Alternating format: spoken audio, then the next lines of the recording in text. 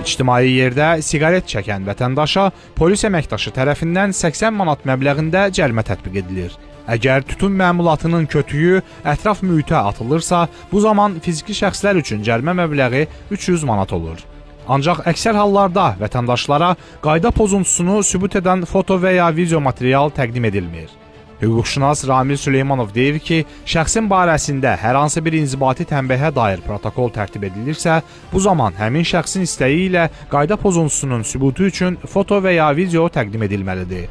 İnzibati pozuntunu qeydə alan, belə deyim də, əməkdaşın mütləq şəkildə şübhələrə səbəb olan məsələlər varsa, onunla bağlı özləri tərəfindən çəkilmiş foto və ya video sübutlar varsa, bunları təqdim etməlidir və şəxs yerində həmin sübutlarla tanış olmasını qeyd etməlidir. Əldə hər hansı bir sübut yoxdursa, İnzibati Xətalar Məcəlləsinin 8-ci maddəsinə görə həmin şübhələr şəxsin xeyrinə həll olunmalıdır, yozulmalıdır və şəxsin barəsində tərtib olunan inzibati xəta protokolu və verilmiş inzibati tənbih qərarı ləğv olunmalıdır.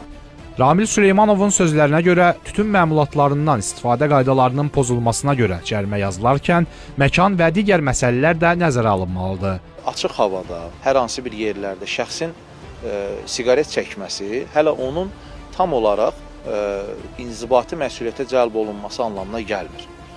Əgər həmin ərazidə siqaret çəkilməsi qadağandırsa, bununla bağlı müvafiq məlumatlandırıcı lövhələr olmalıdır. Və şəxs bilməlidir ki, həmin ərazidə siqaret çəkmək olmaz. Polis əməkdaşı tərəfindən zaten telefonla çəkildikdə belə, bu şəxsin özünə təqdim olunduqda belə, yenə də şəxsin onu da mübahisələndirmə ixtiyarı var. Məhkəmə ona şərh verməlidir ki, mobil telefon xüsusi texniki vasitədirmi?